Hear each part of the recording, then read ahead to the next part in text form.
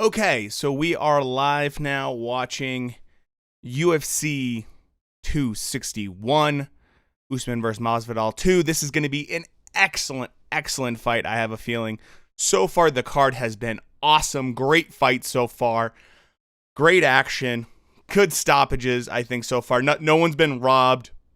Although one of the fight cards, arguably was not the best scoring card, but still, no one has been robbed or anything like that. So far, so good. So I am super pumped for this fight. And mostly because I think we're going to see something pretty special with the main event. The main event, I have a feeling, is going to look really good. And I am expecting to see something pretty special with the top three fights. You have just unbelievable fighters. So let's start getting into the next fight. It looks like they're just about to start the next fight. I'm really excited to see what we have in store for us. If anything so far has told us about how the rest of this fight's going to be, it's going to be awesome. By the way, if you are new to the channel, we do this every single Saturday. We do either UFC or boxing. Make sure to stop by. And we are going to be doing UFC tonight, but we'll be doing boxing next weekend. So right now, let's see. They're just doing hype right now, so nothing too big right now. But we are going to be getting probably some other really solid fights tonight. I'm expecting to see quite a bit of action. In general, I think one thing I've noticed so far is having the crowd there has really amped up these fighters. They're really going for it. There's no feeling out process really too much. There's just a lot of action so far, which is awesome to see. It's exactly what you want to see as a fight fan. So I've loved it so far. It's been great. And I'm excited to see if it continues, because right now it seems like the crowd is jacked up and just super pumped right now. So with that, I think it's going to bring in a lot of excitement, and it's going to make these fighters go for it a little bit more, a little less tentative. With the fight atmosphere before, with no crowd there, nothing, it's not the same thing. It's more like sparring for a lot of them. A lot of them talked about this even. So I think with everything being now a little bit more back to normal and a crowd that is just very amped up, I think we're going to see something pretty special. I think we're going to see something very special, actually. You're starting to hear the woos. You're starting to hear people get really pumped up. And in fact, Joe Rogan and them have been talking about how they are even having the crowd there. They can tell that the crowd's excited, because the crowd for the very first fight even was going nuts. So I think we're going to get a lot of energy, which can play a big factor, especially in these big main fights. The main fights, I'm expecting to see some really fast-paced fights. Masvidal had a full camp this time, so there's no excuses there. Usman's always in fantastic shape. Always in fantastic shape. I don't think there's ever been a fight where he hasn't been in great shape. So I'm expecting to see a lot of fast pace, a lot of really exciting moments, and part of that's going to be just guys able to push themselves, physically by not having to slow down. So let's see how this all plays out. So far, everyone's kind of been coming out pretty fast. They've been coming out very fast. And I do think that is due to having a live crowd there that's amped up, screaming nonstop, a lot of energy coming on right now for all these fighters, especially there's a lot of debut fighters right now that are coming out fast because, they're amped up. They're excited. Obviously, they're nervous. It's their first debut fight. And then on top of that, to have a live crowd of 15,000 people screaming. Now, granted, they're prelims, so there's not 15,000 there, but it looked like there's at least a couple thousand there right now. So, have a couple thousand people screaming right now with a lot of excitement. I mean, I'm not surprised at all. We've had a lot of fast starts so far, and it's been great. It's been a great atmosphere. So hopefully it keeps up, and I think as the night goes on, we're going to have more people fill in. It's going to get even louder. Obviously, I think that the announcing team can feel the energy, and I'm sure the fighters can feel the energy. So far the early prelims have been awesome. Been great fights. I mean, what a way to make, your name by coming out swinging and having just an absolute war with a lot of these people. So, yeah, it's awesome. It's been really good. I can't believe we have a crowd again. It's so weird because we've been without a crowd for so long, and now here we are. It's very strange, but at the same time it's awesome. It's very different compared to what we've been used to for the last year. So let's see how this fight goes. We're still in prelims right now, but we have quite a bit of time before the main card. But hey, it's worth waiting for right now because so far everything's been so much fun. All right. So, man, they keep showing that Jorge Masvidal knee to Ben Askren's face, and I love it. I'm honestly, I could watch that knee every single, like, over and over again. They've probably replayed it at least 100 times now, and I don't mind it. I don't mind seeing it over and over again, that's for sure. So, it doesn't get old. Every time you see Jorge Masvidal land that huge knee on Ben Askren, it's just such a thing of beauty. So I love it. Let's see how these next fights are gonna play out. I'm expecting to see something pretty awesome.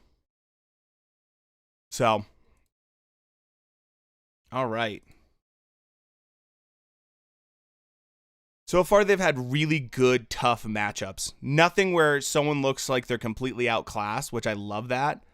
I love being able to see fighters actually get to show off all of their talent. And we're not just getting, one fighter that's just completely dominating and the other one is just getting rocked nonstop.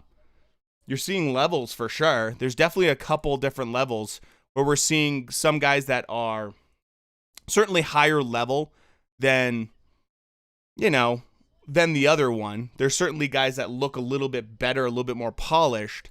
But overall, I mean, everyone's having to take serious shots to land the shots they want. And that to me is just quality matchmaking overall. I think that's one thing about the UFC is that they do great matchmaking.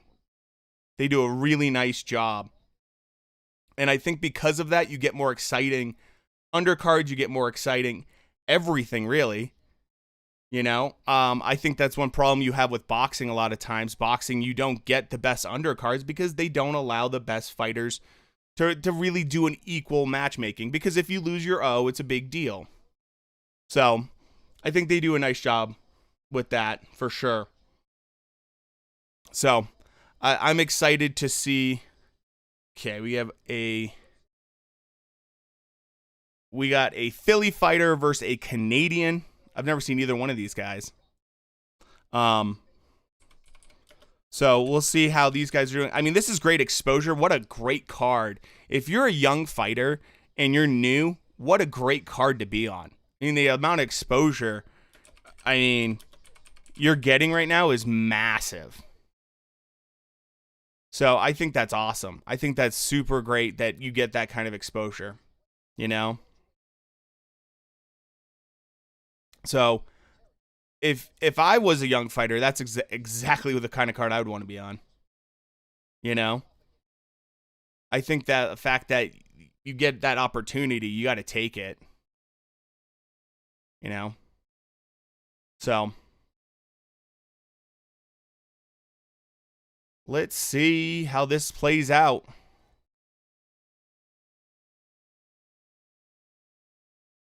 Tristan Conley coming out right now. Let's see.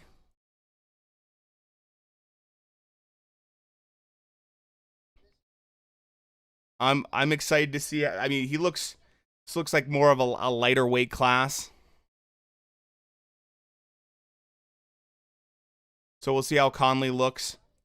I think he's the underdog for this fight.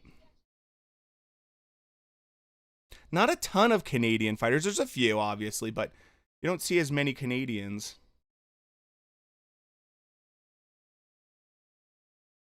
Oh, 145 weight class.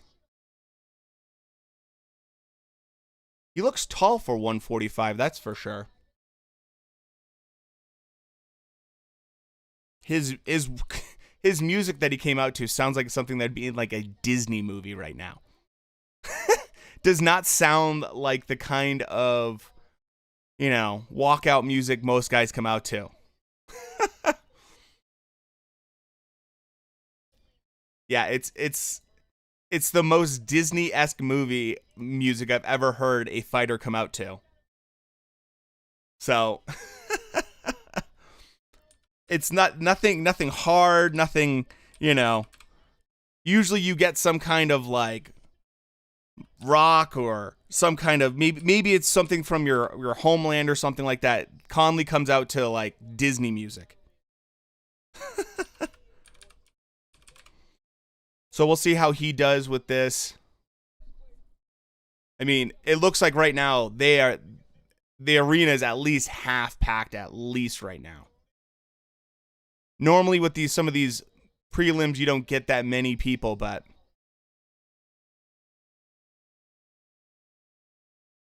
yeah. His opponent's coming out to Black Sabbath. That's more in line with, Iron Man. That's much more in line with what you're expecting on a fight card. And the crowd is loving it right now.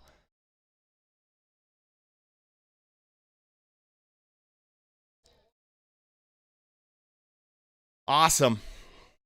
This crowd is just loving this music right now. I mean, they've been loving everything. They've been getting pretty hyped for everything, but wow.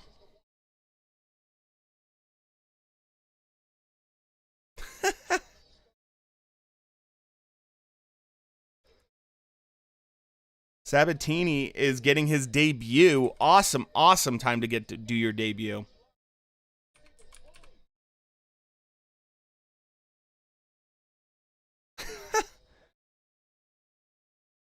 So, I mean, any dude that comes out to Black Sabbath, I'm immediately definitely gonna root for.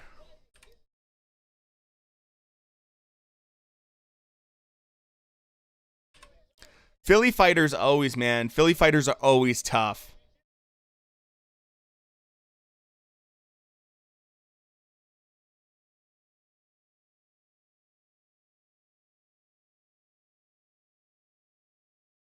So, Sabatini debut.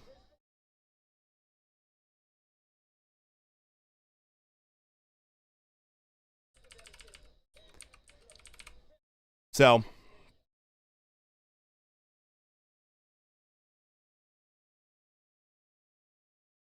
oh, okay, let's see. Tail of the tape. Sabatini has the reach. He's a little bit shorter. Conley is 35. Sabatini is 30. So neither one of them are spring chickens, that's for sure.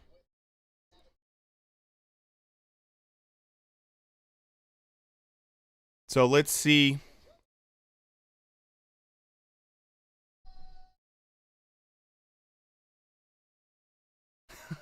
the crowd is loving it.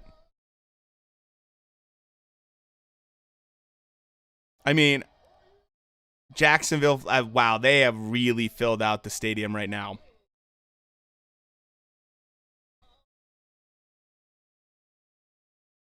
Both guys look like they're in fantastic shape.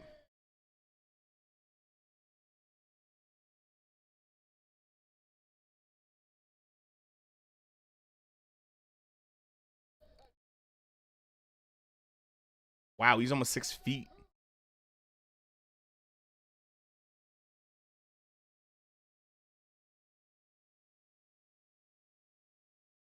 Conley looks like a very lean guy in comparison to Sabatini. Sabatini looks a little bit more stocky. So,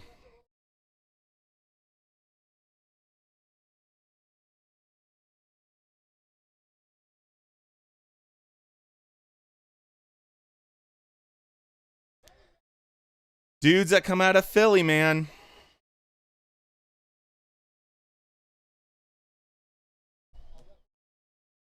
Okay. So far, every single fight has been just banging. So they've come out hot. They've been starting to throw bombs right off the bat. Let's see if that remains true. Everyone yelling USA, of course. It's Jacksonville, Florida. What do you expect?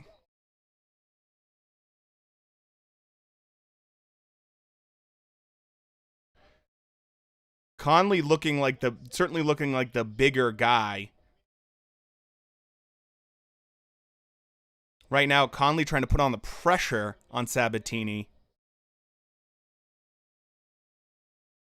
Ooh, Sabatini lands a very nice 1-2 on him.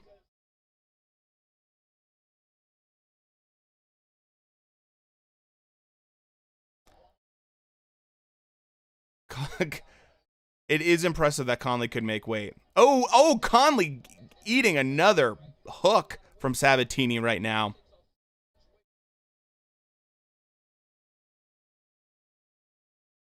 Ooh, Sabatini lands a very nice right hook, and now he gets half guard, and he is pounding on Conley. Conley has been eating some shots. So right now, Sabatini is in half guard, and he is doing some great work right now. So let's see how this progresses, if they're going to keep it on the ground.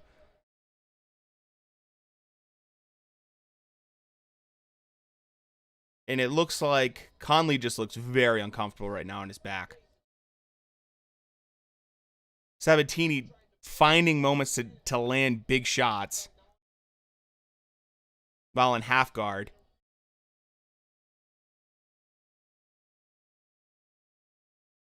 So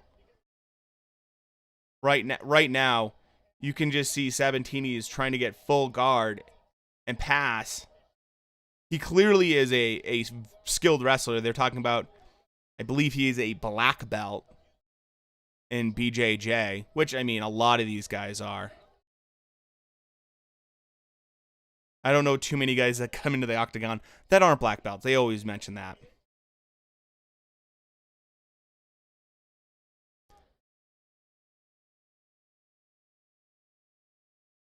Sabatini is, landing a few good shots right now.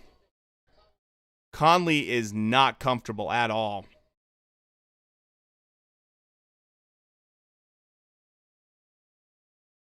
So far, it's all Sabatini right now.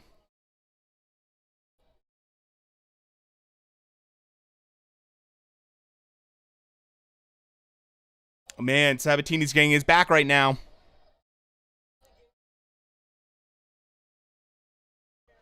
Sabatini trying to get his hooks in, trying to do some work from behind, trying to get rear naked choke possibly. Oh, and he's trying to put his arm under the chin, trying to choke him out right now. Conley's doing a nice job with the hand fighting.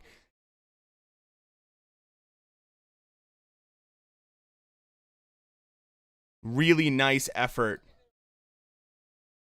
Really nice effort right now. Uh-oh. Sabatini just got to get that. He's trying to pound from behind and win the hand fighting right now, but Conley is not allowing that, and he's trying to get his arm underneath that chin. So, do you think Rose will win? I hope Rose wins.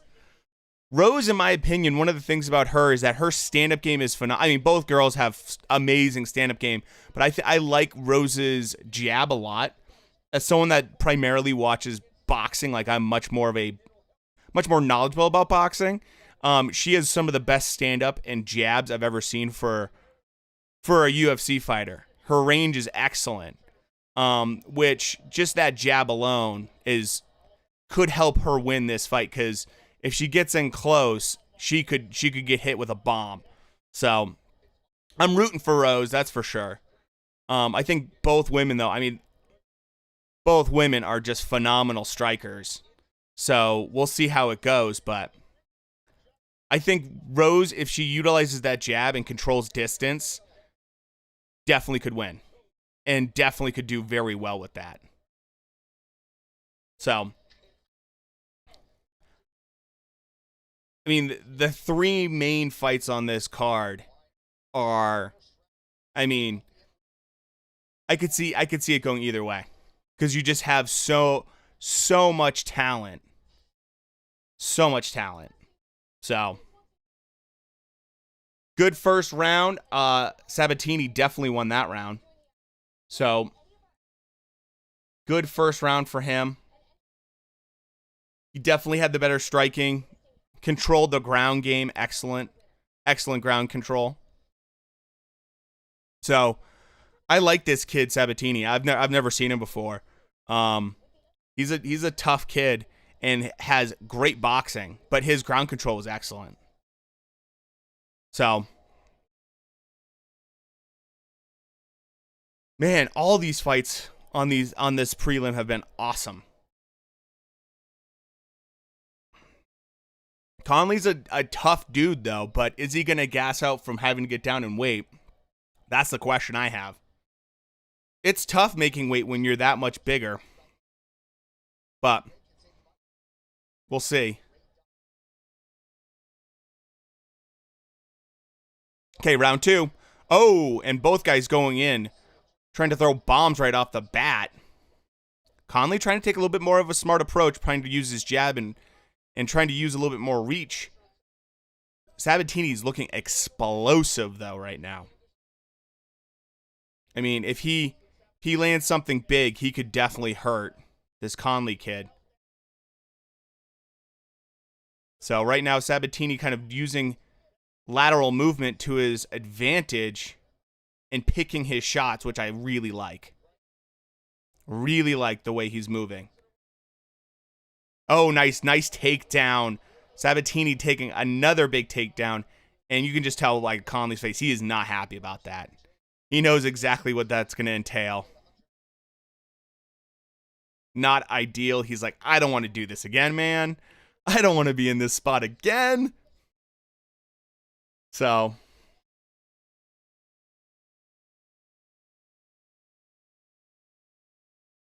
the wrestling skills are it's definitely lopsided. And Sabatini is very strong. Trying to work the body. He's in full guard, but he's still doing some nice work. Trying to work the body. Trying to just make almost ate a kick to the face. Conley is just looking very uncomfortable on his back right now, and Sabatini looking like the stronger fighter right now. He's got side control right now. This could be a big problem for Conley. Big problem for Conley if this continues.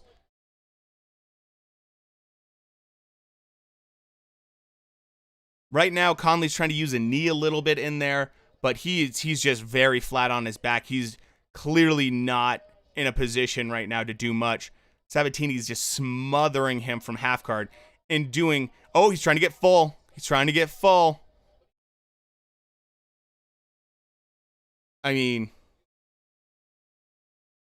This is clear who's the better wrestler, that's for sure.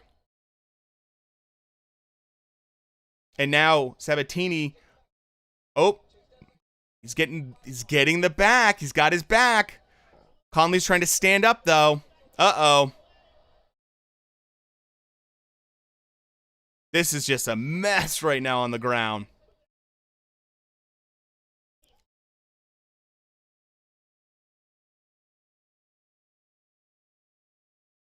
Sabatini is just an excellent wrestler, and he's now pounding down on Conley. Conley can't do anything from right now. He gives up his back, which is dangerous. Sabatini gets his hooks in, and now is just pounding from on top of him from behind. Clearly trying to get a rear naked choke here. Oh, he's got his body. He's got his hooks around his waist. Conley's able to win the hand fighting a little bit right now and not allow Sabatini to get his arm underneath his neck. Oh, man. Sabatini's just trying to break him down right now.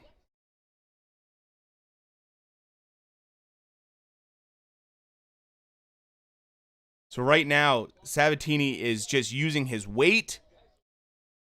Conley is trying to stand up, but he just cannot. He keeps trying to roll around, just can't get out of this. Conley is just struggling right now. He's doing a good job, but it's just non-stop. He's got to be getting exhausted from this. He's got to be exhausted right now.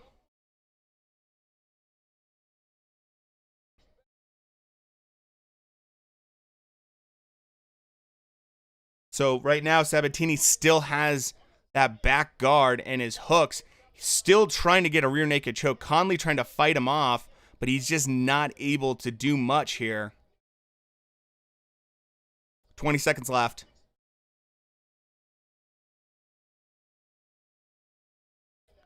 Sabatini is just having no problem. He already know he won the round. He's looking very comfortable. So right now, Tristan Conley is just looking. He's got to be frustrated. He's got to be tired after that round. That's a frustrating round right there. That is a very frustrating round. So, another round for Sabatini. And Conley, I mean, he knows he's got to go for something big. He's got to do something now. So,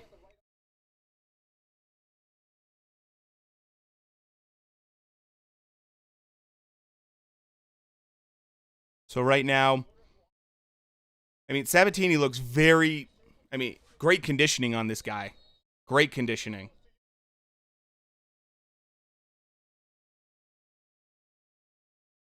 So,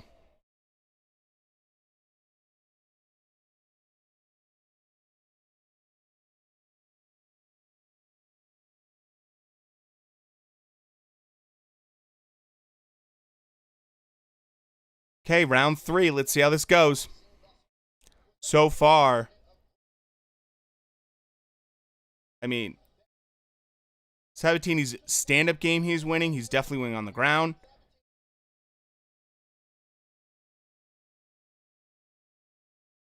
And right now, Conley is just getting pinned up against the fence right now, and Sabatini's trying to get another takedown. Trying to work that leg now. See if he gets another big takedown. Ooh, dangerous right there. Sabatini tried to circle out, and Conley threw some bombs, trying to land something on Sabatini getting away.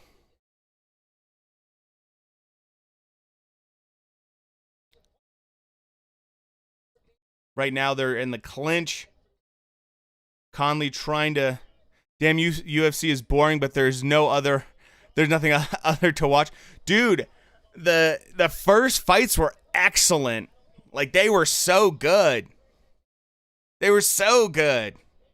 But you're right. I mean, I'm not going to watch, Navarrete versus Diaz. I'm not going to watch that. That's for sure.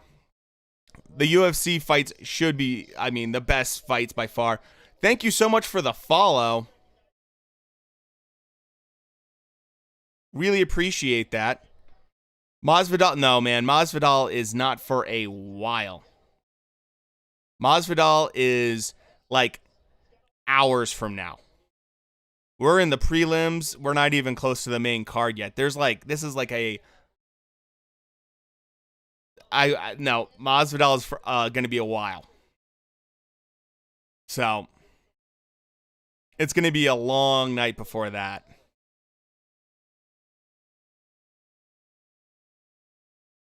So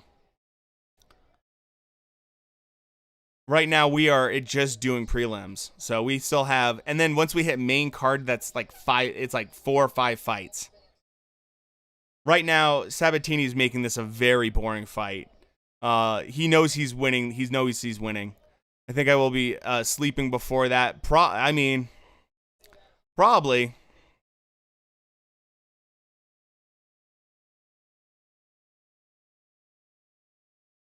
I mean, that's the one thing. Oh, nice striking for Sabatini. He's doing everything he needs to win this fight, and he's doing a great job controlling everything in this fight so far. He's fighting a really smart fight. So Conley just has nothing right now to answer. Sabatini one thing he's doing really well is just his movement, being really smart about utilizing. I guess this octagon's fairly good size. It's one of the bigger sizes that they utilize, so Sabatini's using all of that. Ooh, Conley lands a nice right. Sabatini tries to go for a takedown, but Conley did a nice job stuffing that. So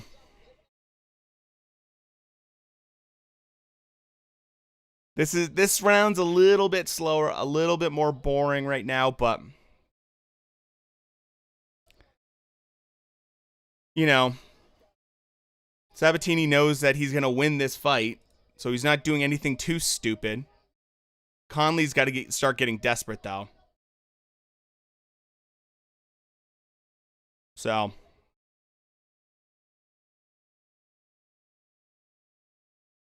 ooh, Conley swinging for the fences, lands a good right hand, kind of grazed him, but still. Ooh, and Sabatini lands a good right back. Man.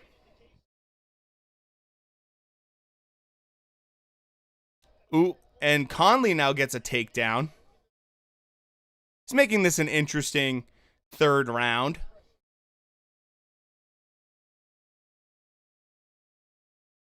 I mean, Conley might get this third round. Conley, I think, is going to get this third round. I mean, so he didn't get totally shut out.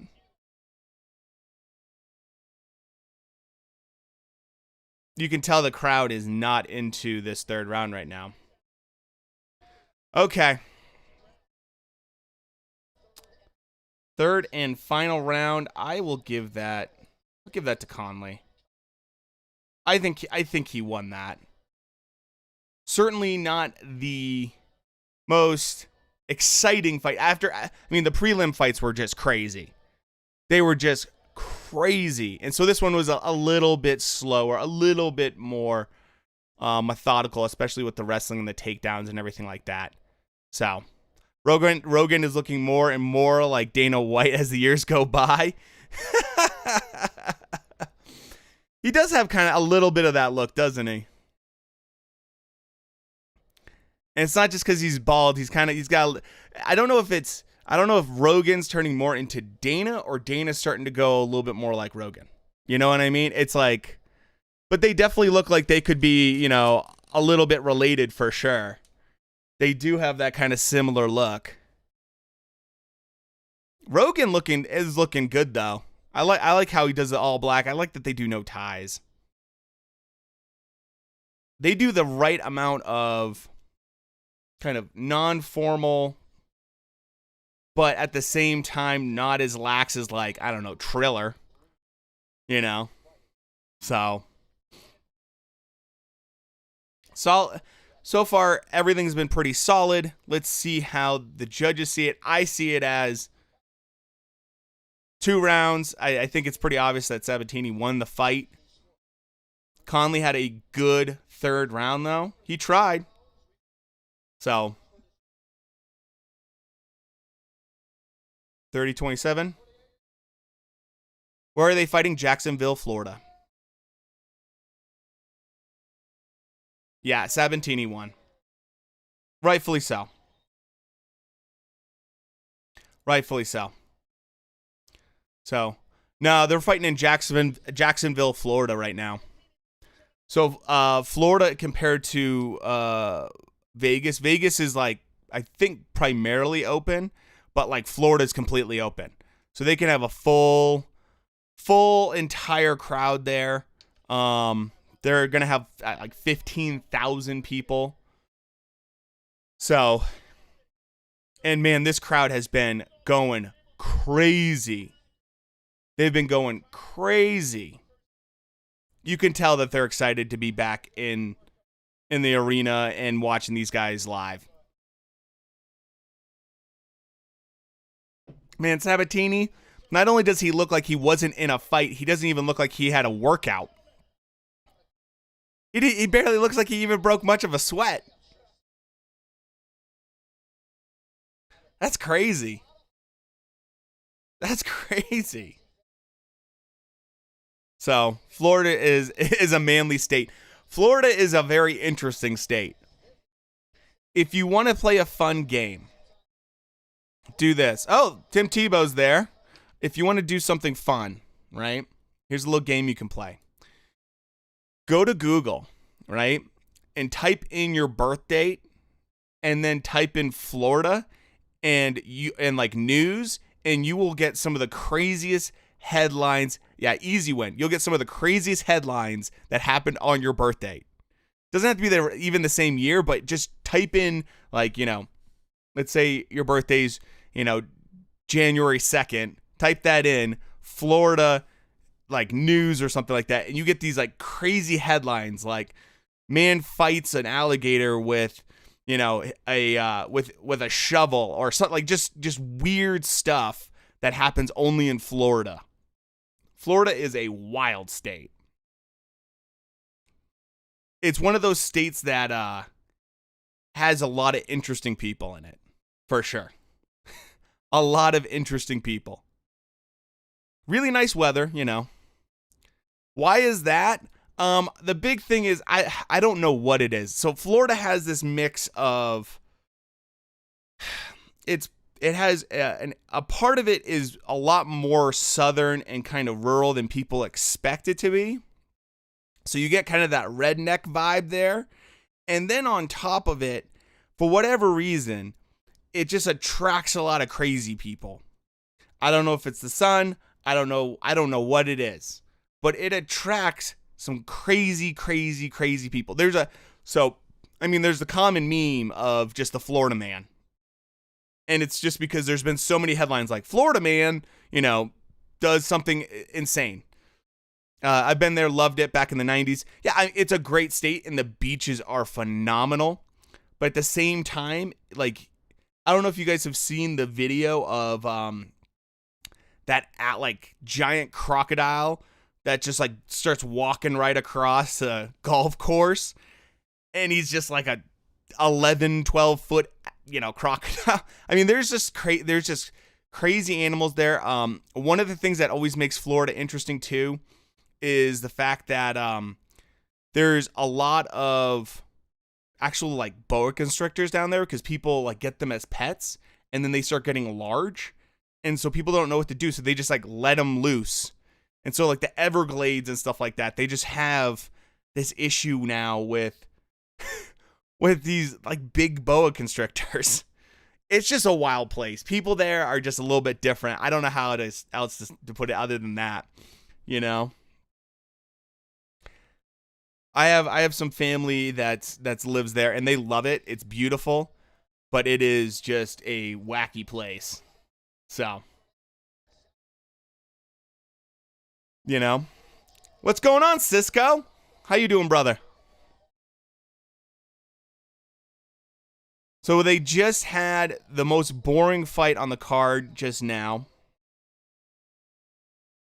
Not a bad fight, but oh yeah, dude, they have the Everglades, and the Everglades are like this crazy, like massive, massive swamp. system. And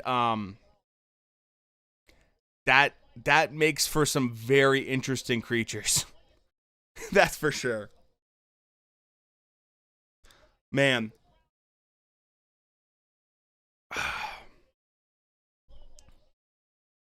So let's see if this fight can be a little bit more interesting. A little more interesting than the last one.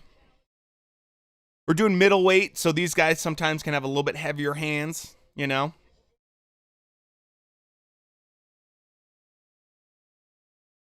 But so far it's been a fun fight card overall. The commentary team, I mean, I love this commentary team. They might be I think UFC has the best commentary team right now in all of combat sports by far. It's not even close. It's not even close in my opinion. It's not.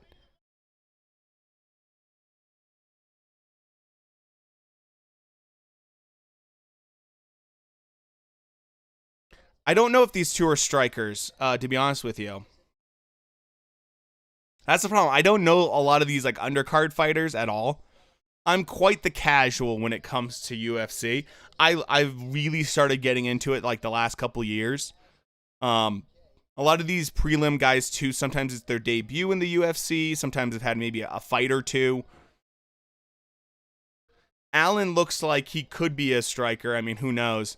I mean, it's always interesting because they always say like every guy that comes out now, they're like, oh yeah, he's a Brazilian jiu-jitsu black belt, like every single guy. So we got Robertson from New Jersey, Dirty Jersey in the house.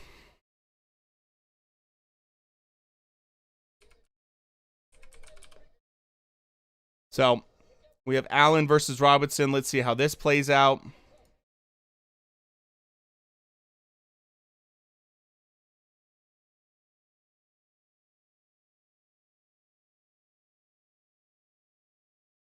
So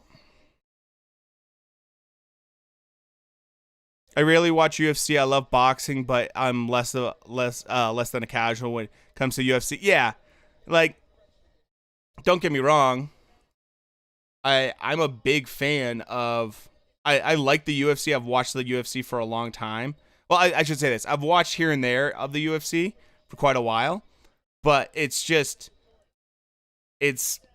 it's not my favorite thing to watch, mostly just because the fight cards are really long. There's a lot of things to know that I don't know. You know, if I know a lot more about striking than I do um all this kind of Brazilian jiu-jitsu stuff. I'm not super versed in. So, that's for sure.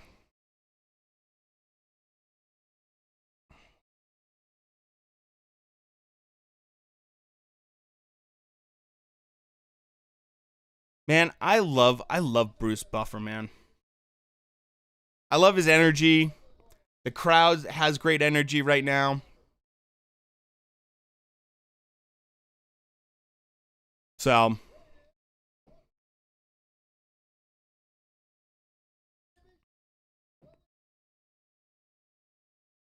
oh, Southern boy. Southern boy.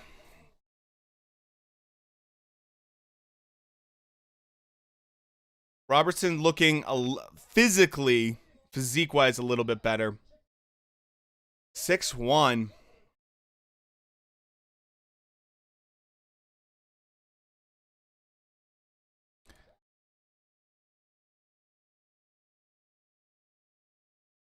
So Robertson, I believe, is the favorite in this. Wow, they have packed out that arena right now.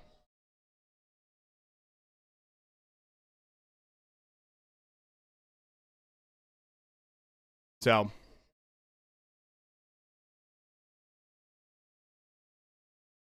see if these guys start quick. Ooh, Allen with a nice kick right off the bat. Robertson trying to match.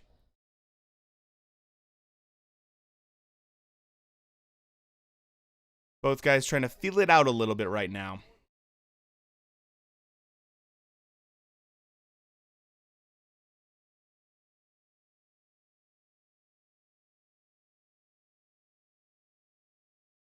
These guys are kicking like crazy right now. Oh, they're throwing hands. Robertson lands a nice hook.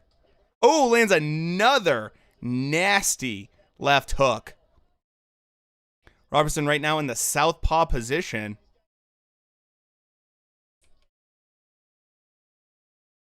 This could be it. And to the ground, yeah.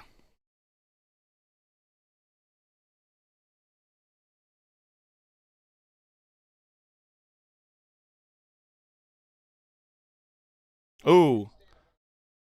Robertson doing a nice job right now.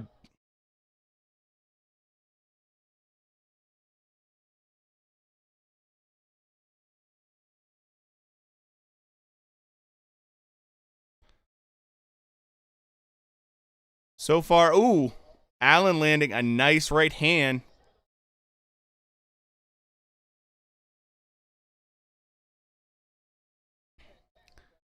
Both guys landing some nice shots.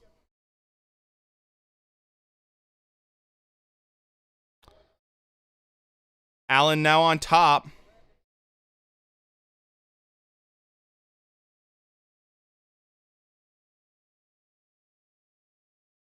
So right now,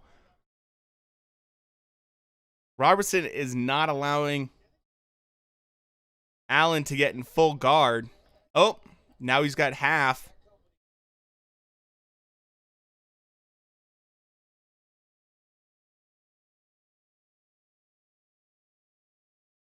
Right now, Allen winning on from being on top. He's got half guard.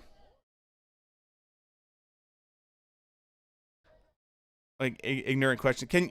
You can't headbutt, right? No, you can't headbutt.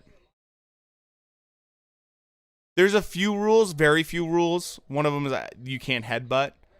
Allen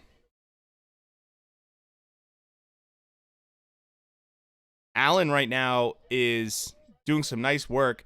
Keeping Robertson up against the cage like that makes it very limited options for him.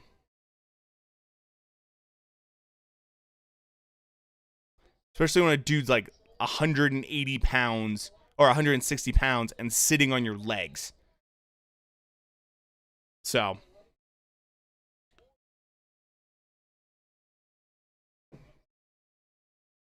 Allen's just trying to tire out Robertson, trying to keep control of everything. Takes him down again.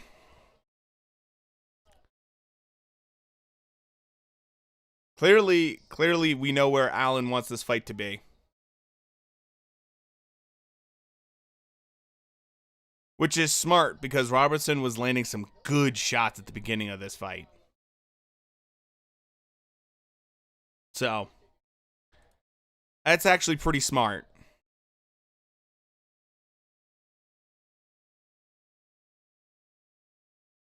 Right now, Allen is in half guard.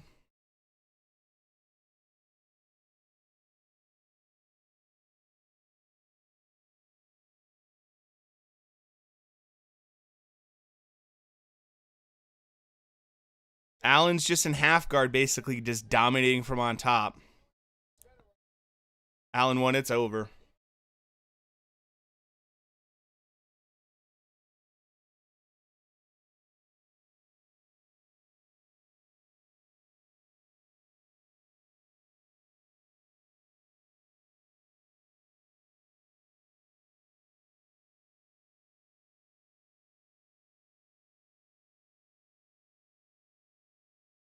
So,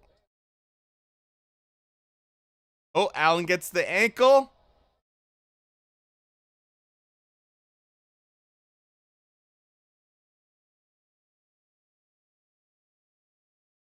All over.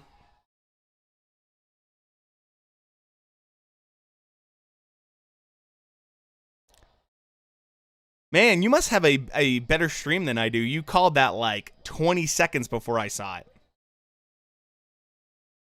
Like, you saw that way before I saw that.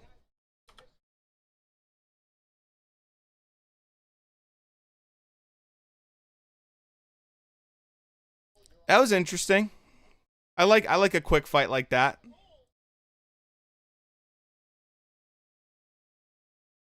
So,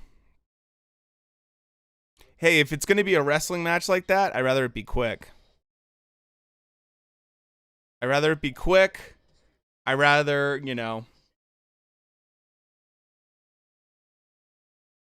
have it be something that's at least interesting and these guys going back and forth.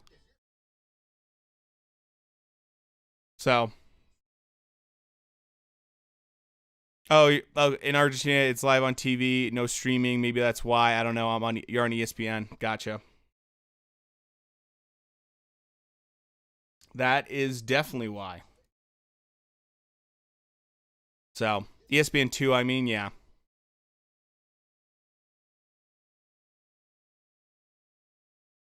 So, action-packed.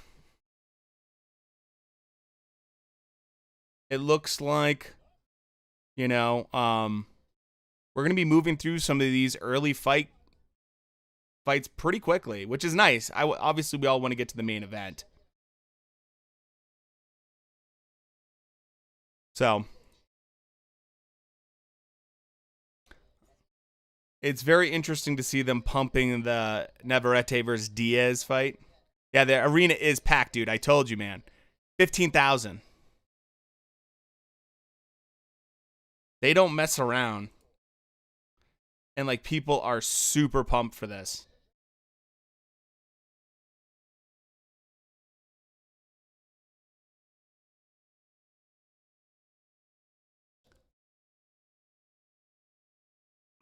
God, I can't wait here to be like that again. And here I can't live with your house. Yeah. Well, you can't. What? Can't leave your house after 8?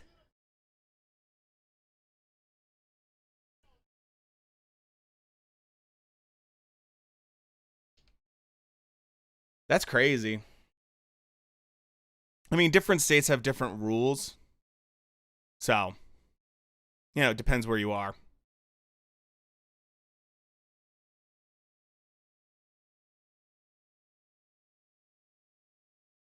But yeah, I mean, Florida's just, they could just do whatever they want. Though it's totally open, no mask, nothing. Florida's is one of those states. Definitely, they kind of do whatever they want. Oh man, 9 months. Yeah, that's brutal. I mean, some states are still pretty locked down. Like California's still pretty locked down. But even still, everyone's starting to kind of loosen up quite a bit. So, and Florida was one that never really shut down at all. Not to the level of a lot of places. So, some people have very strong feelings about that. I'm not going to really comment on any of that. I don't really care. At this point, I'd rather get COVID and die. Oh, Jesus.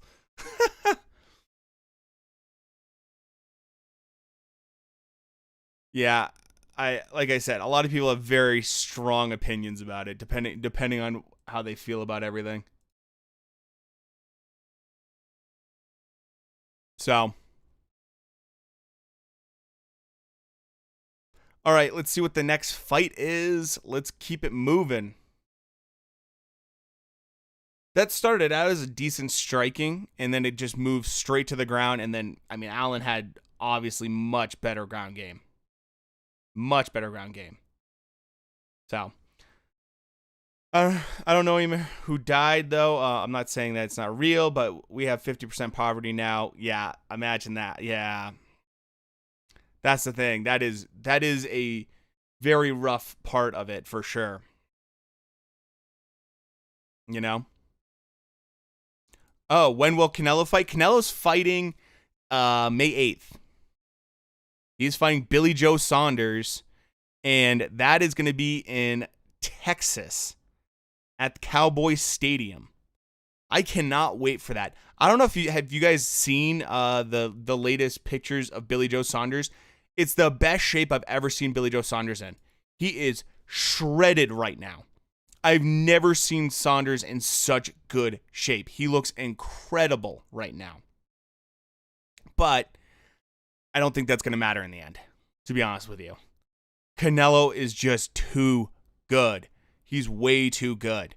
And yeah, I don't like to say that a fighter doesn't have a chance, but I would probably say I'm like 90% plus sure that Canelo's going to win that fight.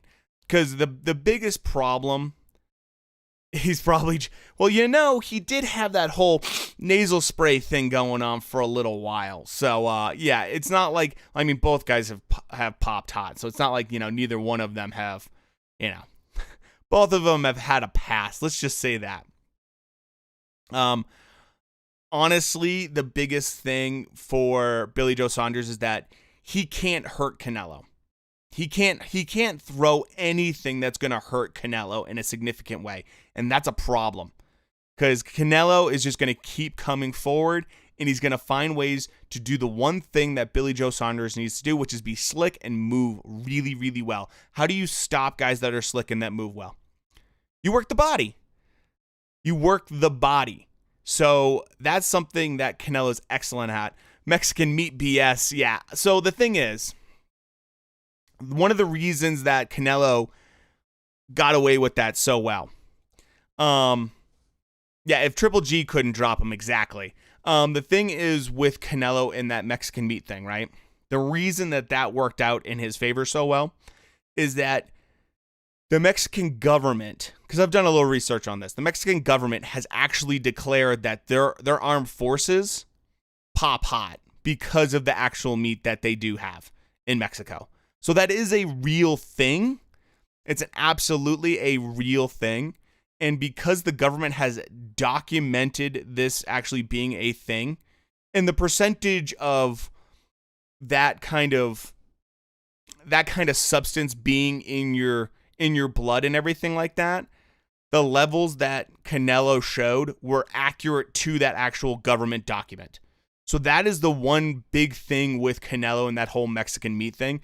It's not that, like, I'm not saying that he maybe wasn't playing around. I'm not saying that. I'm just saying it's worked in his favor because of that. He had actual, government bodies with documentation showing that there's a reason that could happen.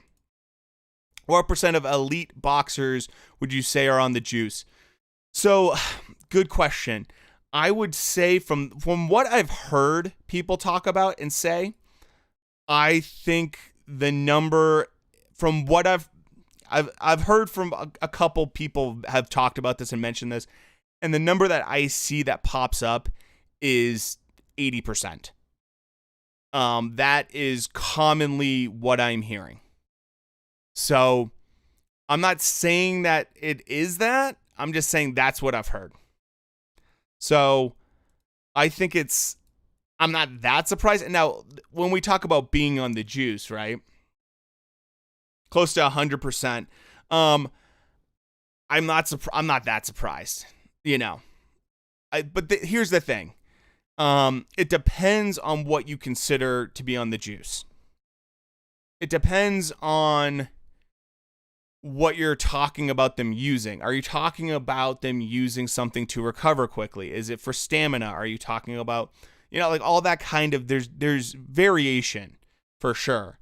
And I'm not saying that like they don't cheat. I'm not saying that anything like that. I'm saying that what they're using sometimes varies quite a bit. They're certainly using higher tech stuff these days, and NEP, PEDs, testosterone, all that. I think the big thing I would say with it is that it's really hard for them to keep up on all the different variations. I mean, steroids, all of that. Yeah. I mean, the synthetic stuff these guys are taking is, high level guys are taking. It's really hard to trace. It's really hard for VADA to keep up with, because you are going to have, you're just going to have the best tech possible for once you start. Think about the amount of money. Now, I'm not saying that Anthony Joshua is on the juice, but a guy like that, right? he's he makes you a billion. He's a $1 billion fighter, meaning he can make you $1 billion. Through his entire career, he can make you $1 billion. So if you don't think that they're going to find like the best doctors, the best everything to make sure that, you know, make sure that they stay within these kind of guidelines or that they cycle properly, all of that kind of stuff, of course they are. Of course they are. You know? And let's call a spade a spade. I mean, a lot of guys have popped. Tyson Fury's popped. Joshua is 100% on the juice. I mean, the one thing I will say about Joshua, he's never popped. So if he is on the juice, which, I mean, if you look at Joshua after the Olympics, you know, like, if you look at that, you're looking for a link. Okay, this is what I want you to do. I can't put it in chat and I can't put it in description, but if you go to Google and you type in Buff Stream, or if you type in East Stream, or, you know, Crack Stream, or anything like that, you will find a link. That's the best I can do for you, brother. So, hopefully that helps you out. But yeah, you know, Fury popped hot, claiming it was wild boar. Dillian White's popped hot. Povetkin's popped hot. You know. So,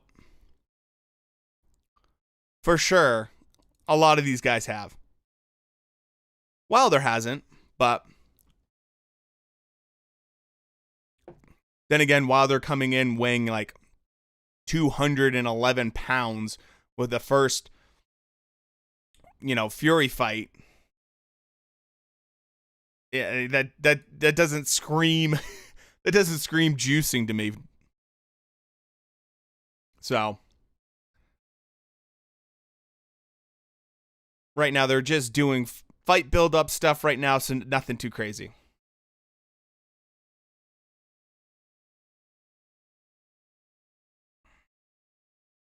So right now they're, like I said, they're building up the co-main event right now.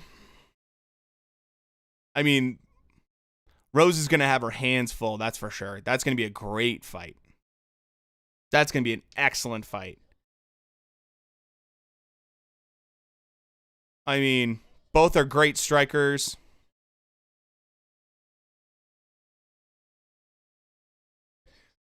So, remember Holyfield, that guy? Yeah, juiced. Yeah, he did, man. Don't get me. I love Evander Holyfield. I love Evander Holyfield, but he juiced like nobody's business, and he claims it was because he broke traditional. Like, a lot of guys didn't really, you know. Are you on lockdown there? Oh, and yeah. I don't know. Yeah, they are. Yes or no?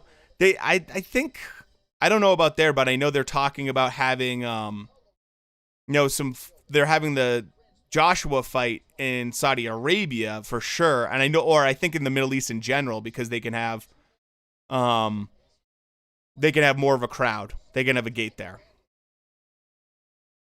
So,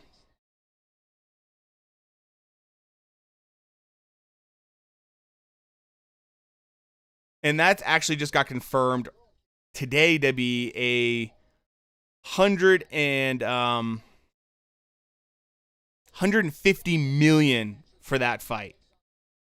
These guys are getting paid, I believe, somewhere in the order of, you know, 75,000 a piece for that fight, which is just crazy. Crazy. The fact that the AJ fight and Fury fight is going to go for that much. That's going to be, and that's supposed to be later this summer. I think that's probably going to be in July. I know they're going to try to build it up.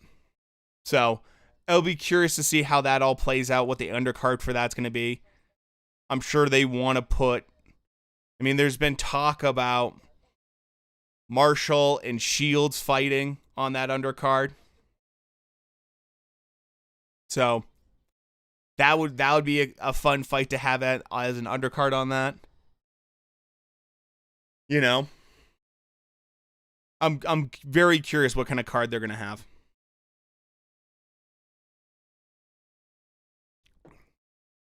I wonder if they would throw someone like Michael Hunter, and he's supposed to be squaring off later this year as well, so he's fighting Hrgovic next, and they don't have a confirmed date or site, so I'd fight them both at the same time for that money, and I'm a welterweight. There was a great meme I just saw the other day where someone's like, would you take $20 million to fight Mike Tyson? And someone had a fantastic response where they said, yeah, you mean I get $20 million in a free nap? Hell yeah. That sounds great. So, I mean, for when you start talking stupid money like that, I mean, anyone have any predictions for the main event? Anyone rooting for USMAN or MASVIDAL? That's the big question. What's everyone rooting for overall? I mean, both guys have a pretty passionate fan base.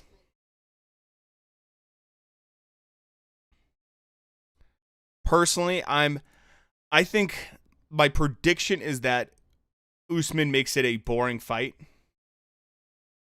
He makes it a boring fight, but he wins, Nothing wrong with that. If you can win, you can win. And I'm going to be rooting for Masvidal. I like Masvidal a lot. He's just such a character, dude. But at the same time, USMAN is just so dominant. And he just keeps getting better and better and better. I don't know how, but he does. His stand-up game is getting better. Everything. I mean, he's just the complete package. And the fact that he can make weight. Dude looks like he's 200 pounds of just pure muscle. I don't know how the hell he makes weight. So, okay, we have a middleweight bout going on now.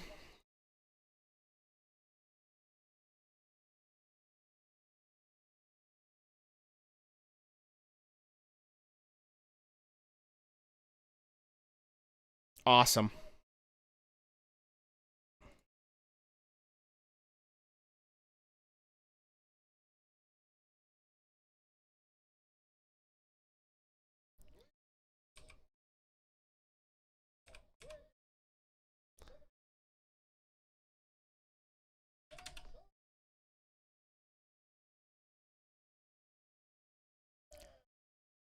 Sekulic? Is that how you pronounce his name?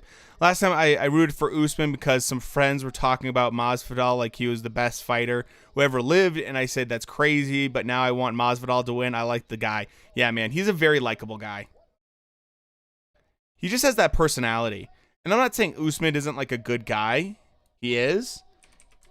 He's just a little bit more tame overall, and that's okay. He's very professional, and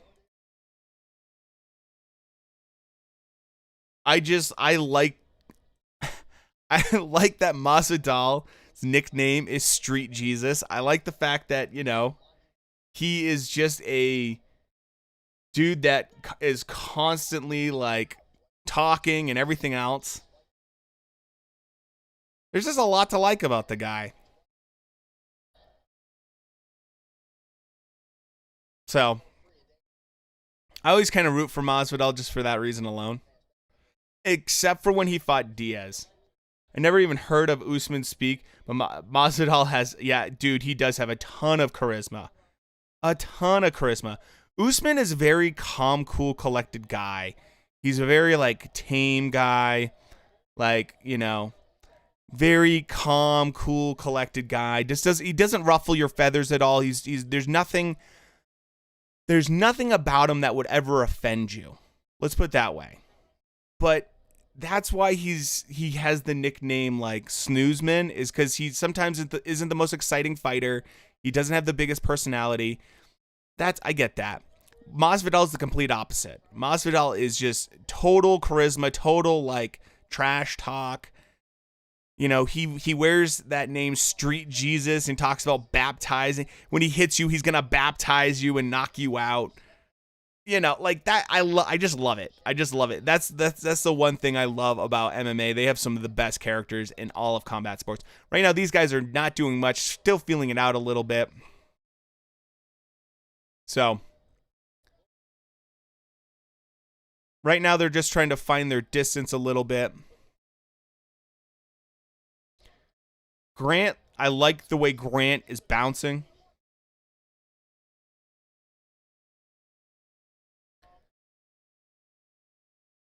So,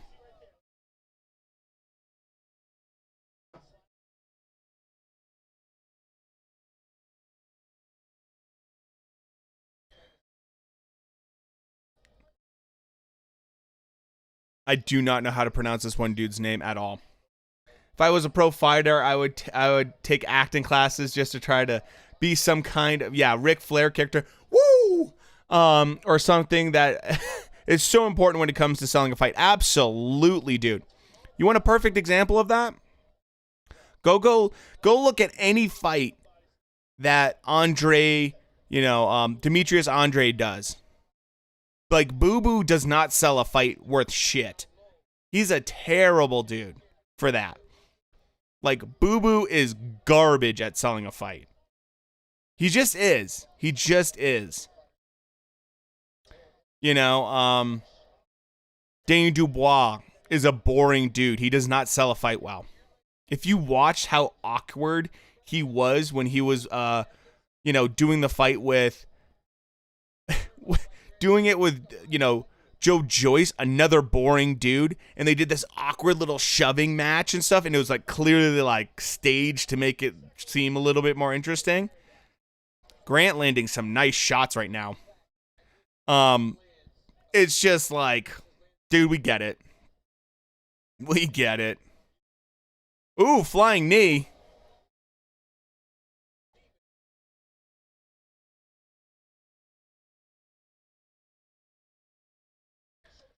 Sekulik, is that how you pronounce this dude's name? If I'm gonna butcher it probably, but I just might call him Sek for this fight, just so that way I don't have to try to pronounce his name every time. But yeah, absolutely, having a personality sells a fight. Wants to see a weigh-in or conference between like Canelo or like Pacquiao or Joshua versus Klitschko. Yeah, exactly. Canelo can get very heated though. Canelo, if you ever see the Triple G, watch Canelo Triple G like weigh in their second fight. Dude, Canelo like went right up to like forehead to forehead, like I am gonna fuck you up. And ooh, nice kick from Grant. Sekulic is trying to put pressure, but I just like the striking right now of Grant. Klitschko has always kind of been a boring dude. I was never a big Klitschko guy, to be honest with you. I respect him, but dude, he loved to hug his opponent so much. A lot of hugging from him. For sure. Sekulic,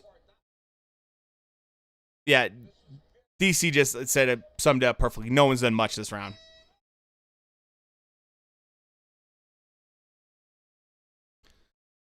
If I had to give someone a round, I think I might give it to Grant.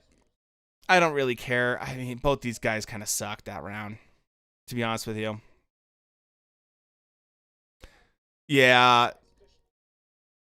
Zero infighting with Klitschko, that's for sure. That's just how he is. That's just how Klitschko fought. And look, I get it. You know, if that whole jab and grab, you know. Oh, dude, yeah. I mean, there's been some great characters over the years. You know who sells a fight pretty well right now?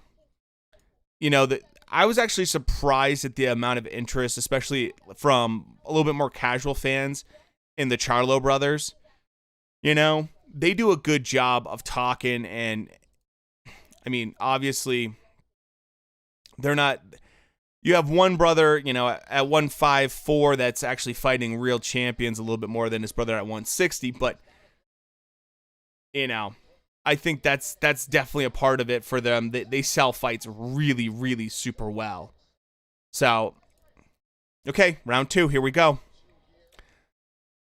I like that these guys are just doing pure stand-up, at least, for this. I mean, I like that Grant is using his jab a lot, and now he's putting Sekulic on the back foot a little bit more. Trying to be a little bit more the aggressor right now. I like how Grant is going in there with this approach. I think he's feeling a little bit more confident, feeling like he's got his range down a little bit more. He just wants to land that big right hand and just is having a little bit of issues getting the perfect timing on it right now. But, yeah, this one is decent. I like the movement. Grant is kind of feinting a little bit more. I like the bounce he has a little bit more. But Sekulic, even though he's a little bit more flat-footed, I mean, he's doing a decent job of making sure that Grant isn't landing anything big. And that's because Sekulic is keeping his hands up really well and blocking those strikes in a really smart way. And now they're getting booed a little bit. I get it. Sekulic trying to do the takedown. Nice defense. Grant tagged him. Uh-oh. I think Grant might have tagged him a little bit on that one. And now there we go. Sekulic lands a big bomb. Now they're just throwing right here. Nice stuff by Grant on that. Sekulic trying to throw some wild shit right now with a knee and kick. It's getting a little interesting, boys. I mean, neither guy is making a huge statement. That's for sure.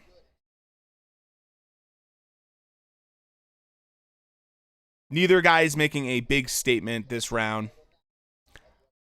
I like the aggression of Grant, but now Sekulic is kind of on the front foot a little bit more, trying to apply pressure.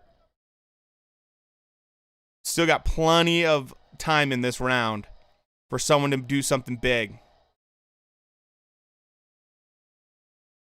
Nice leg kick right there from Grant. Really nice little leg kick. Smart move on his part. Just do little things like that. Try to keep your opponent honest.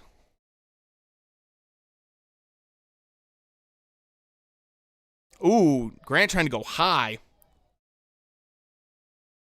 Big leg kick.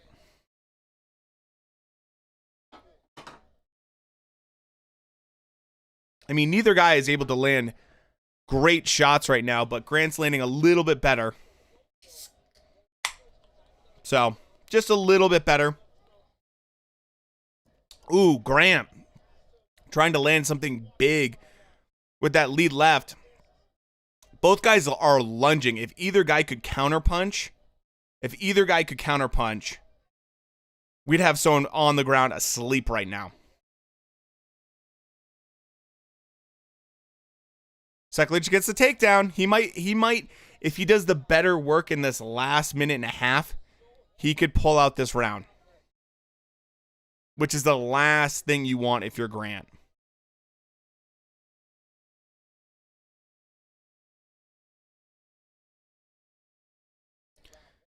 He's in the half guard right now. Grant trying to control everything, trying to make sure that he doesn't get full mount on him.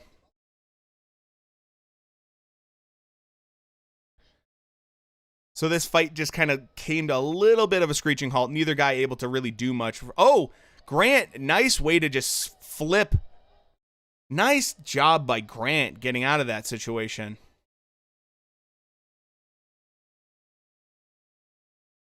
See who ends the round strong.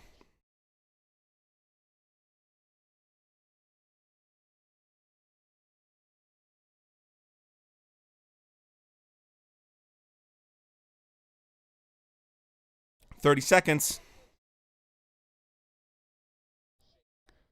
Both guys, neither one of them gassed, which I love to see.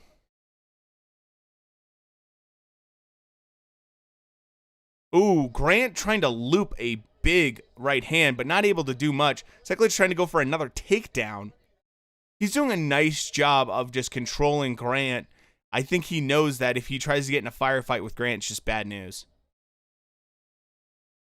Okay, end of round 2. I think it's fair to say who won that round. I'm going to butcher his name. Seklich it definitely won that round, in my opinion. The takedown cemented it for me. I think that was a really smart game plan for him. I think he did exactly what he needed to do to win that round, knowing that he's going to go into the 3rd round now, and if he can get another takedown, kill some time, he could win this entire fight.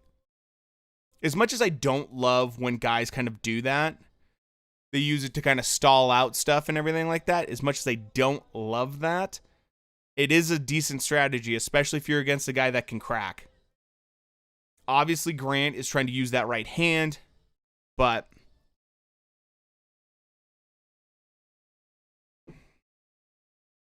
so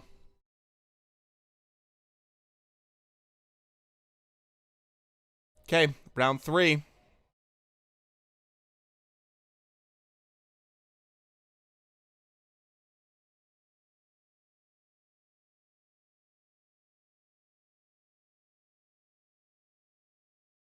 Yeah.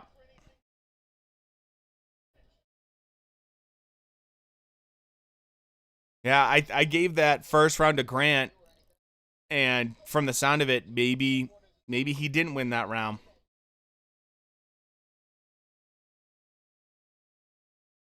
Seklich is doing a nice job so far, kind of controlling distance, making sure that he's just not allowing any big shots to be landed on him.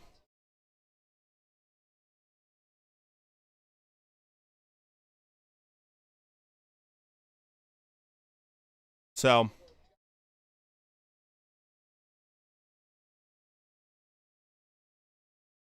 ooh, Grant with the takedown now. Nice move. Seklich looking like he's great defense on his part.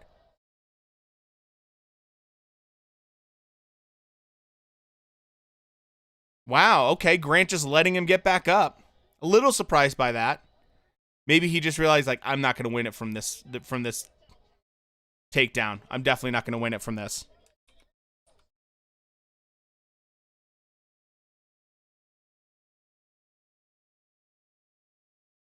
Good point by Joe Rogan about that. You just let a dude get back up like that. Definitely doesn't look good to the judges, you know?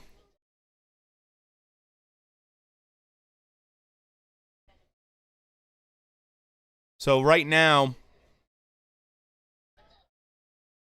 Grant's circling and trying to find spots, but I mean, Seklich is not allowing engagement that he's not comfortable with. Nice little body shot from Grant.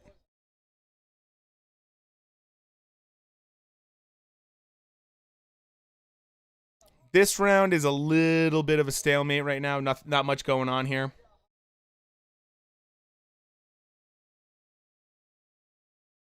Yet again, nice body shot from Grant.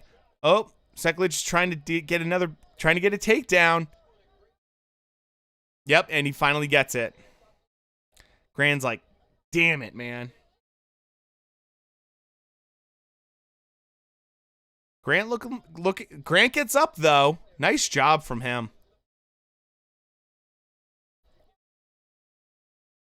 Good move by him.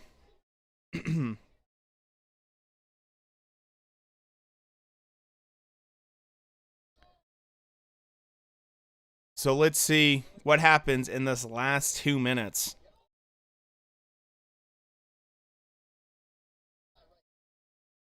Sekulic is landing some good shots here.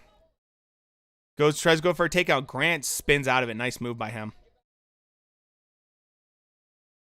Grant is kind of breathing out of his mouth. Both guys looking a little bit tired, but Grant definitely looking a little bit more tired.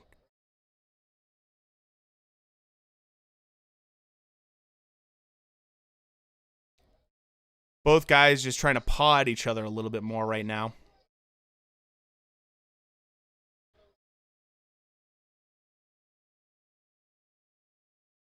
I think Grant's got to do something this round. He's got about a minute left.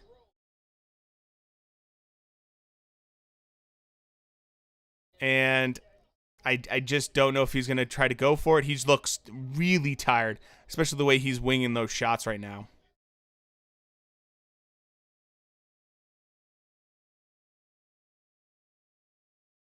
Sekulic is definitely looking... He's looking like a little slightly fresher fighter right now. Oh, Grant lands a good right hand. Sekulic tries to go for a takedown, but really sloppy trying to go for that takedown. Grant just looks really tired. Oh, huge strike from Sekulic. That was huge, and now he's trying to finish the fight. That was a great strike. Uh-oh. Now he's got his neck. Is he going to guillotine him? Is he going to guillotine him? Last 15 seconds. He's got him. He's got him. Oh, boy. Oh, I don't think he has enough time. Wow. Well, I think it's safe to say who won that round. Safe to say who won that round. So, that's how I scored it. For sure. I think Grant had some okay moments, especially since he got a takedown in the third round, but the way that ended. Okay, so we have one more prelim fight, and then we are into the main card, guys. Not a bad fight. Yeah, I agree with that. Not a bad fight.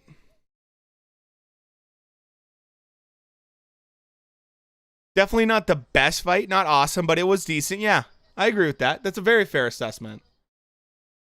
Not my favorite, but it had a few moments. So, guys, we have one more prelim fight. Just one. And then we are on to the main card. And the main card is just full of bangers. I mean, we got some amazing fights coming up, guys. So, yeah, we're 35 minutes from pay-per-view.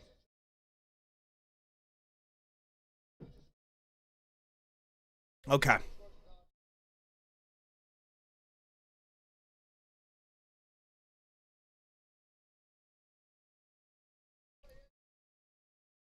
What? Split decision? What? I don't... What?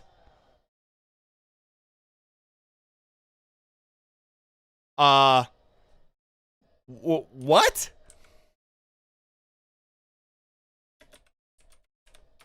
Were those judges high?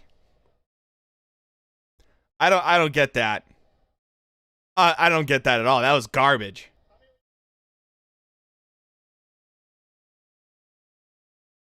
How? He's getting booed.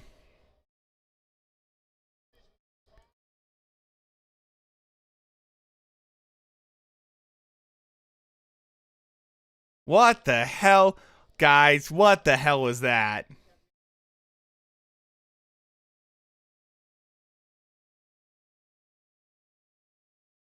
That was trash. That is a trash. That is a trash card. How the fuck do you... How? How? I gave 1 round to Grant. Sekulic almost choked him out. It's good to be a local, is right. Second round, he had the better... he had the takedown and everything like that. How? How? Oh, I got to see what Twitter's saying right now. Happens in every sport. Dude, it happened literally today in boxing in the UK.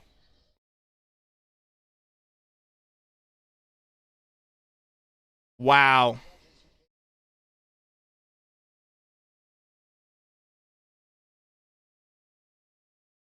That was bad. That was a garbage card.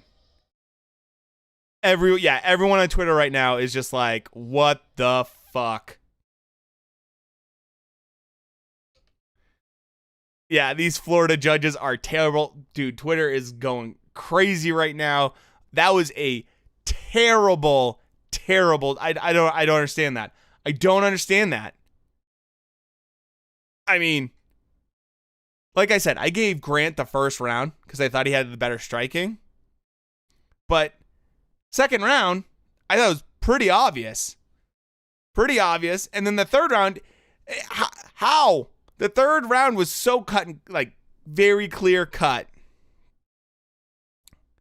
He almost choked him out. Hey, what's going on, man? How'd you guys, I mean, come on. I just don't see it. I don't see it. All right.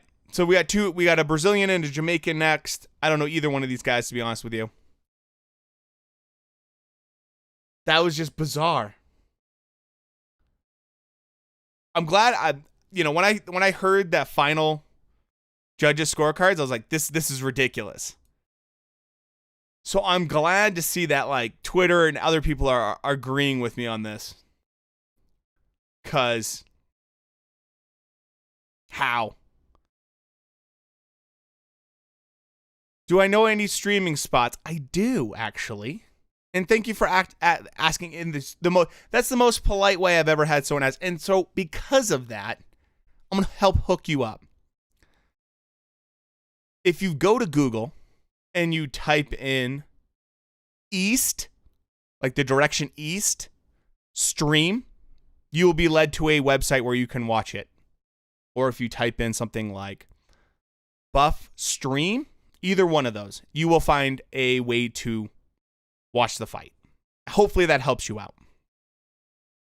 I have to help you. That was the nicest way anyone's asked me for a link. Thank you for that. And you are more than welcome to stick around, watch the fight and enjoy the chat as well. So, hopefully that helps you out, though. So, you're very welcome. You're very, very welcome. We do this every Saturday, by the way, guys. If you are new to the stream, we do this every Saturday. Either is UFC or boxing. So, stop on by. So we are just about to wrap up the prelims and then get into the main card. I cannot wait for this main card. It is going to be so much fun. Right now, they're just kind of doing a lot of early talk. They're talking about MASVIDAL right now. Talking about the thing about MASVIDAL I like is how explosive he is and how his hands come from just so many different angles. He throws punches. I like how he has his hands low and he'll just shoot out a shot from just crazy angles. Very explosive. Really just excellent striker. And that's what makes him really tough. Because when you throw shots from as low as MASVIDAL does, it's really hard to see them coming. Really hard to see them coming. And that's one of the things he does, especially if you watch the USMAN Masvidal first fight in particular. Like Masvidal, granted he only won the first round and then he got pretty gassed. I mean, Usman did an excellent job. He knew exactly what he needed to do to win that fight. So, no hate on him whatsoever. But that's one thing I do really like about Masvidal in general. His striking ability is excellent. So, I'm really impressed with... I'll be really impressed to see how he does against Usman this time now that he's had a full camp. Now, granted, it's not like he came... I think sometimes people make it seem like, Masvidal basically came off the couch to fight. And it's like, no, it's not like that. But at the same time, a full fight camp makes a difference for sure. It's nice. So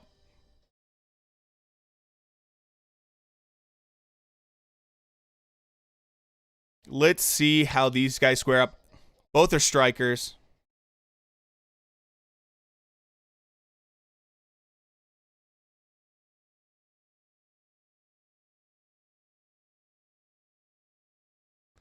I mean, anytime you're dealing with a Brazilian fighter, especially, I mean, they have so many good quality strikers and fighters.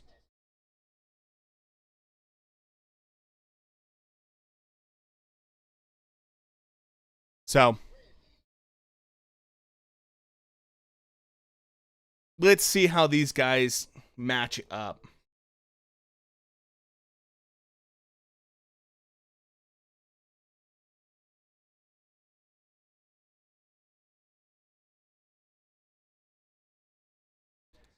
Everyone loves Askren. I can't stand him. I don't know why. Look, the thing about Askren is that he's really good at trash talk.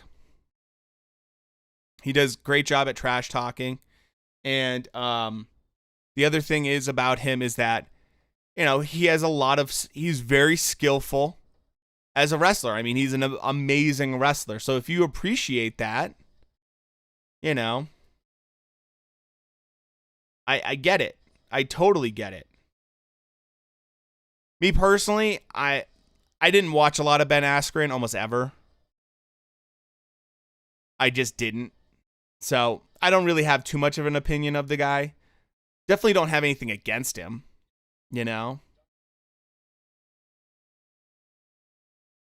But for some reason, Brazil, when it comes to boxing, they suck. That's a fair assessment. I have not seen a lot of Brazilian boxers that I've been like super impressed with ever. That's a pretty good take. I agree with that. They dominate UFC, but yeah, they are not. I have not seen too many boxers. So that's for sure. I'll agree with that for sure.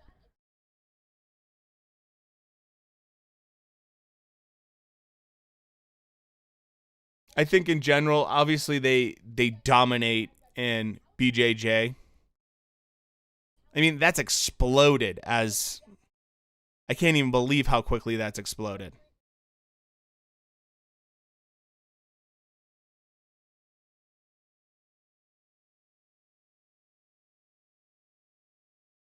But yeah, not too many Brazilian boxers that have been like super impressive to me.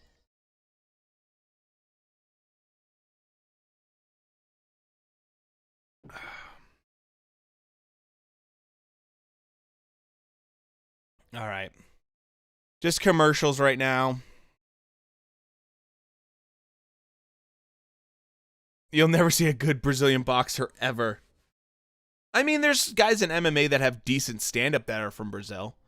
But I have a feeling boxing is not like top priority.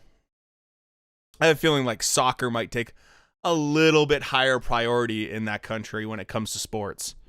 Just a little bit. Just a little bit higher priority. So I'm not surprised by that. That's like saying you're never going to see a really good American soccer player, men's American soccer player. Yeah, of course. it's so low priority for us.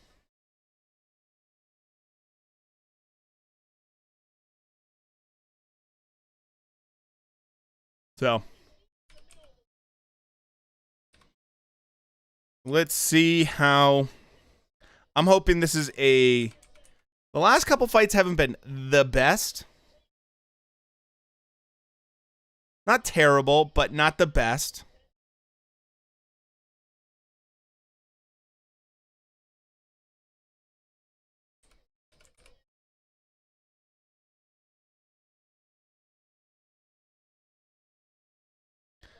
So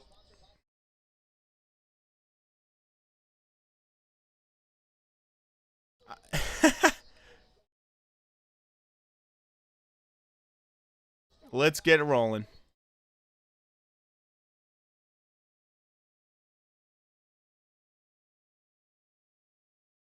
Both guys look like they could make this an interesting fight.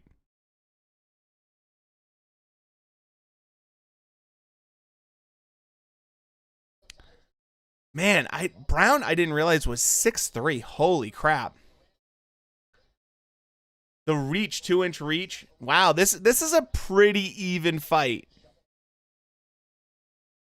Pretty even fight if you look at the stats.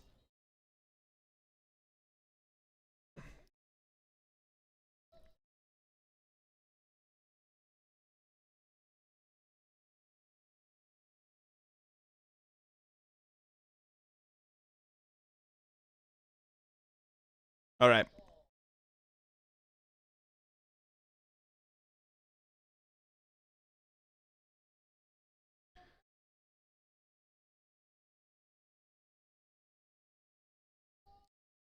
Rude Boy Brown. Is Michael Buffer related to Bruce Buffer?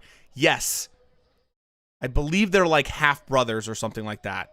But yes, or like cousins or something. Like they are related though.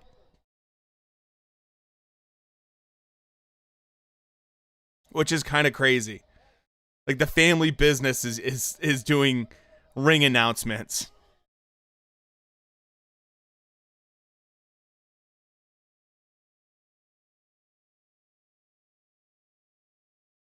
You're rooting for Brown.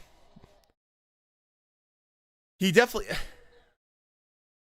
Oh yeah, these guys are amped up right now.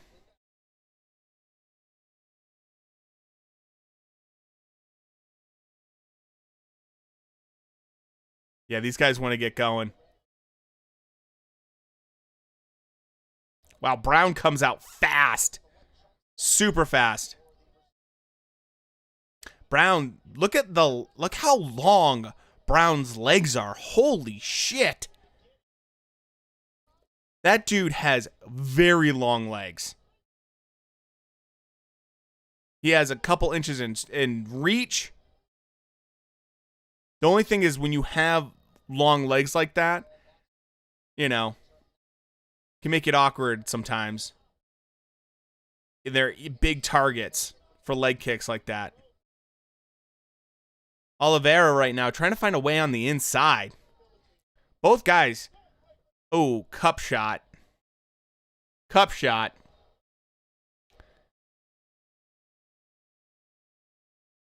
But Brown right now doing a nice job trying to be the aggressor.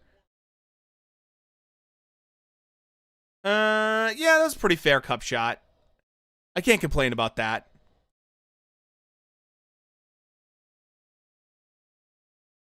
So let's see if Brown, man, dude, his kicks are amazing. Oliveira doing a nice job. Nice kicks to the leg from Oliveira. He's doing an excellent job of using those long legs against Brown right now. Oh, both guys are swinging. Brown, man, trying to come over to the top with that big right hand. Big right hand. Oh, that could be it. That could be it. That could be it. Oliveira fighting right now to still doing a nice job finding a way to stay alive. That was a huge right hand that landed.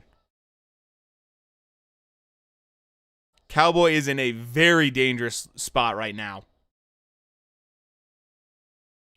Man, Brown using all of that 2 extra inches of reach on that one. That was a full extension right hand right on the chin. Beautiful work from Brown on that. Timed it perfectly. Man, I don't know how Oliveira is not completely knocked out right now. I'm just shocked that he was able to still be functional to defend himself. Just crazy. And right now, Brown is trying to get another takedown. Oh, trying to go rear naked choke a little bit here. It's going to be over very soon right here.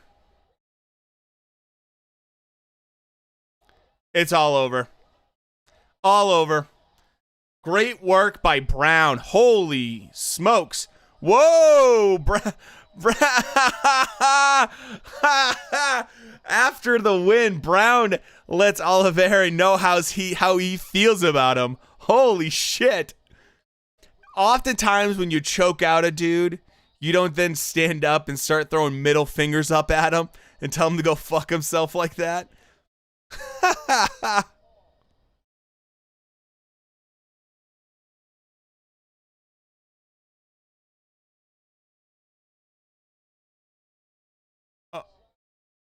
Wow.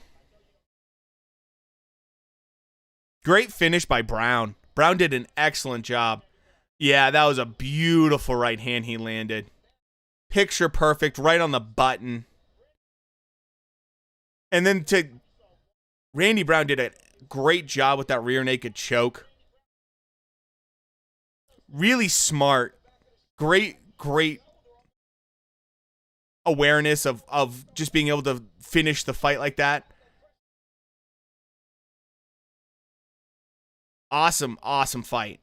And now we're into the main card, guys. We're now into the main card. I'm super pumped for the main card. Because the main card is just going to be amazing. There's so many good fights on this card. So,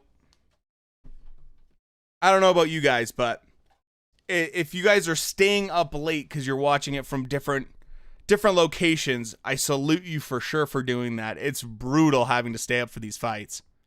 But I think you will be rewarded because I think we're going to get some awesome fights. So, I think right now, the fact that we got through all the prelims so quickly, we're now going to be going on to main events, main card, and time to have a little bit more. Hopefully, we're going to have some real bangers of fights.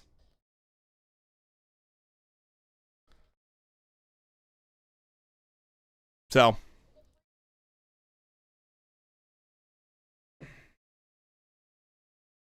all right. I will be right back, guys. Right before the main card happens. Just want to grab a couple beers, and I will be right back.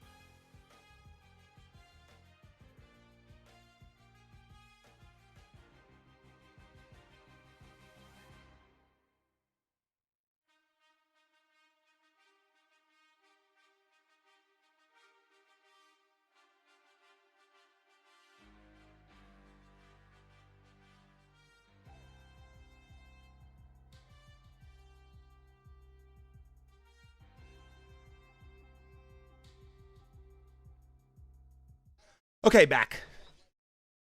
I don't know if I've ever heard a fighter plug their Twitch. I don't think I've ever heard that before. Nothing wrong with it. Yeah, they're fighting tonight. Honestly, I don't think it's that competitive of a fight. I'm predicting Navarrete to win that pretty easily. Honestly. I just feel like Diaz he's lost the last couple of his fights. I think he's lost like 3 of his last 5. So I'm not Navarrete right now. He's a total weight bully. And WBO title. So I'm not super pumped about that card. So for me, it's like the UFC is producing way better cards right now. Significantly better cards. To a point where it's just like, it wasn't even... plus, anytime you're going to be watching ESPN, like, the ESPN commentary team's okay. They're not bad.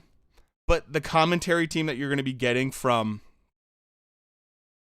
the UFC is so much better. It's like significantly better in every way. So for me, it's like it's not really a contest.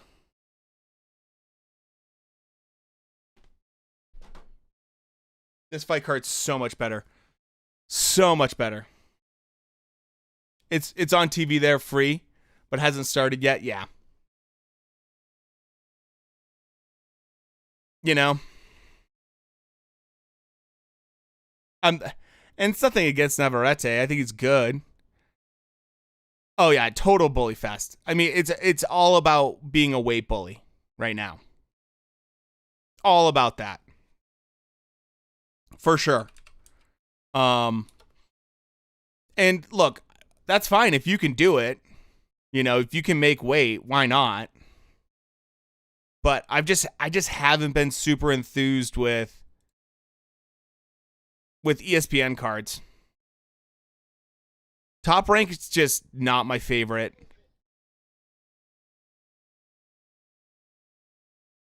So now they're building up right now here we go with main card is going to be super fun.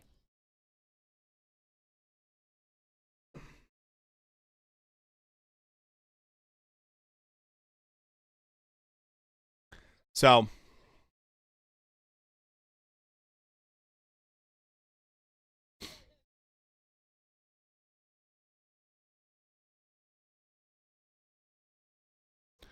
I'm really excited to see how co-main's going to be for this, all of that. Obviously, main event is going to be action-packed. Hopefully it's action-packed. You know?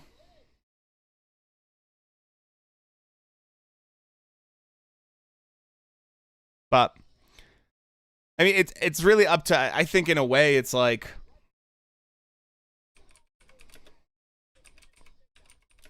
it's up to Masvidal to make sure that he's smart about his engagements, because if USMAN grabs him and gets him to the ground, it's going to be a problem for him.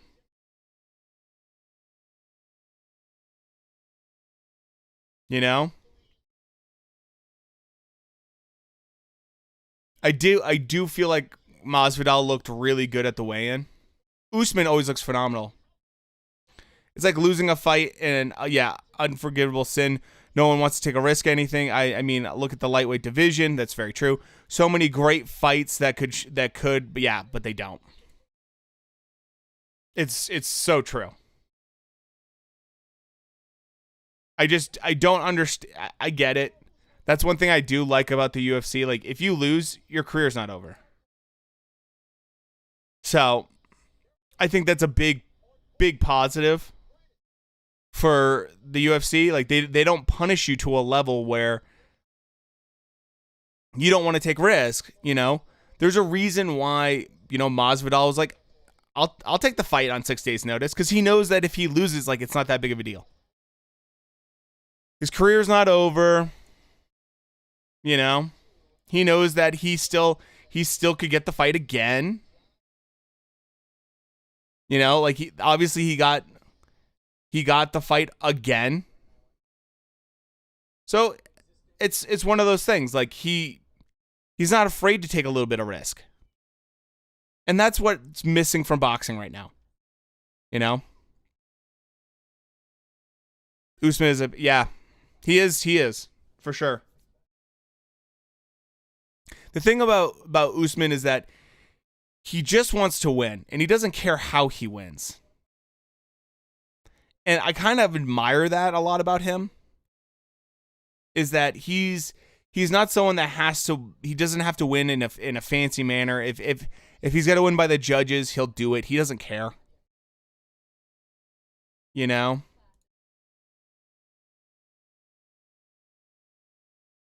So, I have a lot of respect for him in that sense. I think he's really, he's all about winning. He doesn't care if he looks flashy doing it.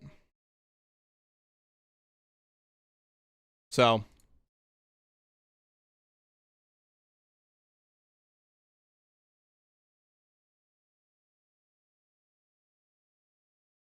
I have a lot of respect for Usman, because he's just finding ways to improve his game too. So,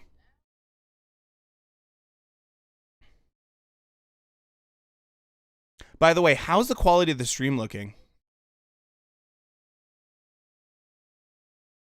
Is it looking all right, or is it making it buffer a lot?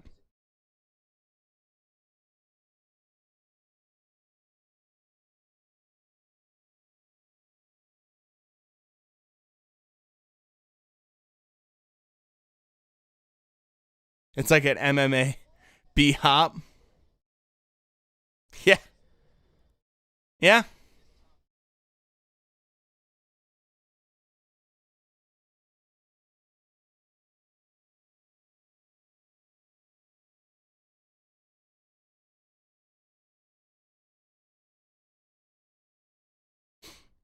So, you know, like, look, if you want to win flashy, like, I love guys that finish fights and they don't allow things to go to the judges. I love that. That's great. Because it's a very definitive, like, there's no question who won. But at the same time, it's like, if that's the only way you can win is by, like, a good example would be, you know, Deontay Wilder, right? Like, he's got to win by KO. That's how he's going to win if he's going to win. It's not like he's going to outbox you. He's going to knock you out. That's what he's going to do.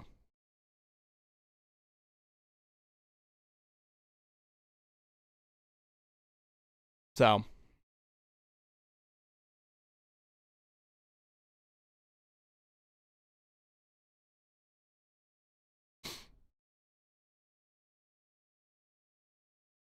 it's buffering a little. Yeah, for whatever reason, my bitrate is just a little bit all over the place right now. I don't know why. Like, I have excellent internet and everything's hardwired in. So it shouldn't, but it's just been a little bit all over the place tonight, which really annoys me.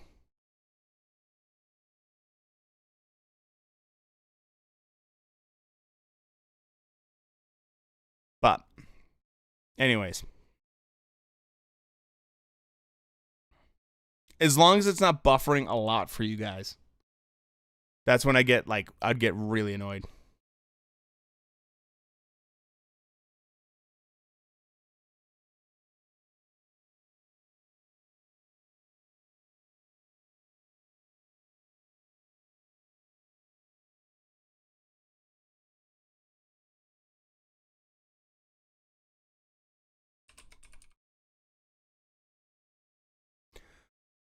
So right now it's looking good. Okay.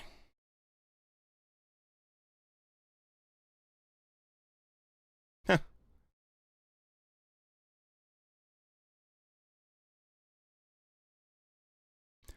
What happened to the Wilder date? He didn't. No, he's actually back in training right now. He actually just got back into training. So there's now pictures of him like just starting to train. So he's getting back into it for sure.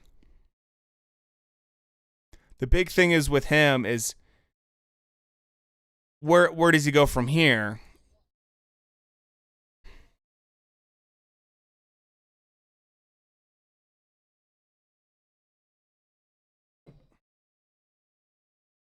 So yeah, he's definitely getting prepared to get back in the ring, which it's been a while. It's been a while for him.